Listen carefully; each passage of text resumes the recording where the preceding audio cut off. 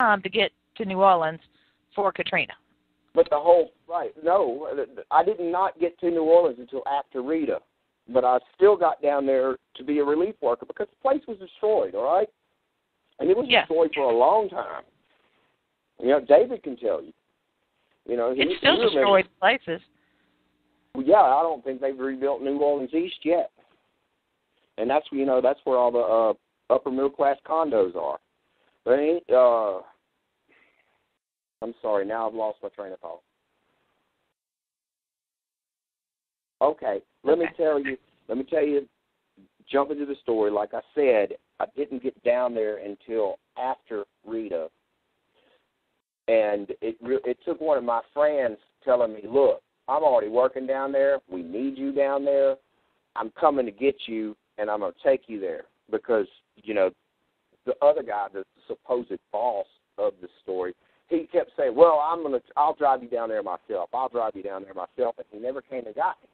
So this other guy says, piss on that. I'm getting you, and I'm driving you down there. So he did.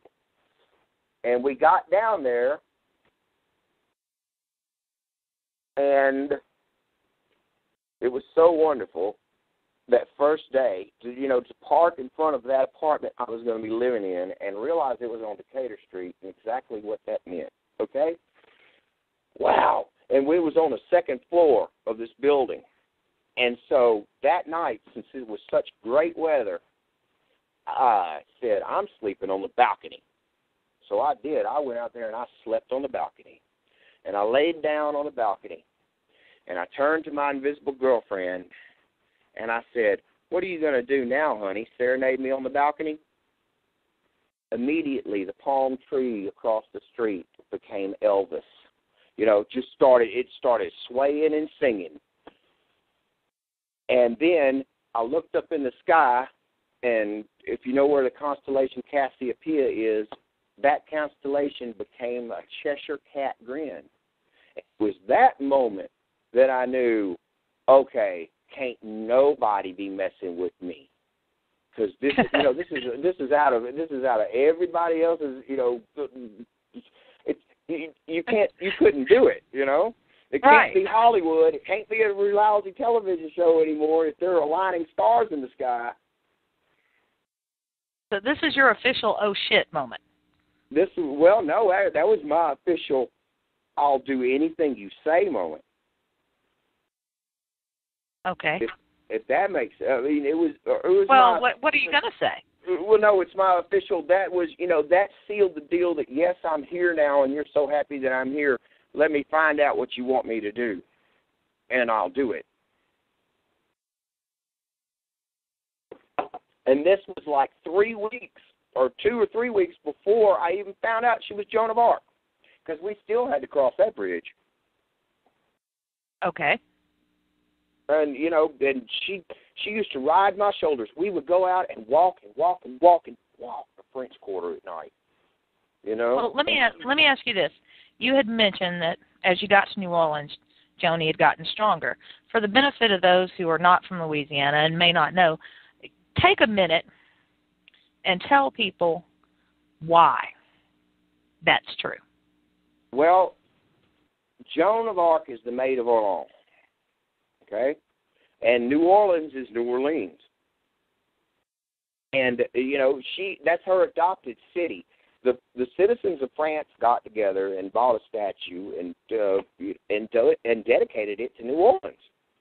And the statue's right there on Decatur Street. It used to be in a little obscure part of New Orleans, but back in the 90s they moved it to where it sits now on Decatur Street in very much prominence. But that's her adopted city.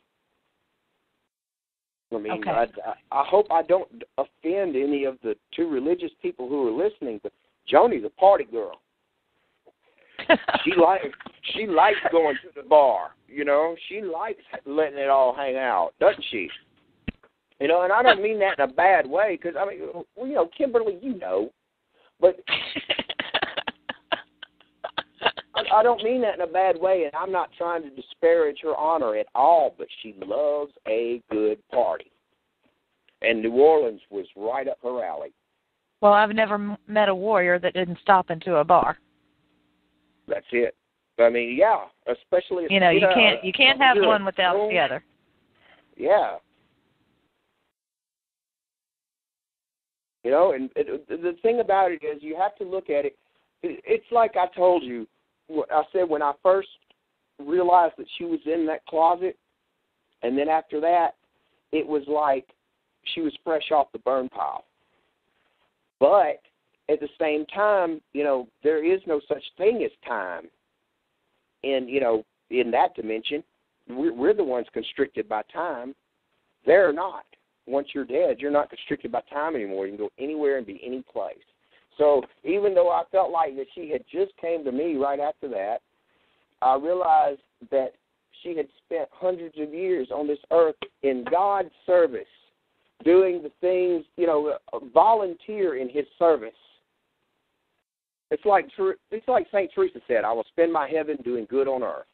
Well, she got that notion from Joan of Arc, who got that notion from the Virgin Mary, I guess. Some of you folks that are out there that are Catholic might understand that. Maybe I'm leaving a couple of other ones in behind, but it's it's that same idea of service. Okay, so that's where she was coming from. But she is a very powerful saint because A, she was martyred, and B, her icons are all over the world because they burned her, so her ashes went up, and her ashes blew all over the world. Take the story and tell how she was mistreated, how she was done so wrong, after her victories. Take a second and tell Joan's story. I can't do that because there's a part that I can't read. And I want to say right now that, I didn't know anything about Joan of Arc except what this invisible person claiming to be Joan of Arc had told me about herself. I was in a destroyed New Orleans. I didn't have a computer, and there wasn't any libraries. They had all been flooded, and, and really didn't have the time because I was too damn busy working to go and research. And it wasn't until I got back to Monroe and got to be able to sit on a computer and start looking this stuff up. Because I did, I was like, as soon as I get my hand, as soon as I get the chance, I'm going to research and see if she's been lying to me or not. And I've been left in really just, what's the word I'm looking for? An emotional basket case by some of the things that I've come across that she told me then and then I discovered online, or she told me then and I discovered in a book. It's like she wasn't lying to me. She wasn't making it up at all. But that being said, there's a point to where I can't read her story anymore, and it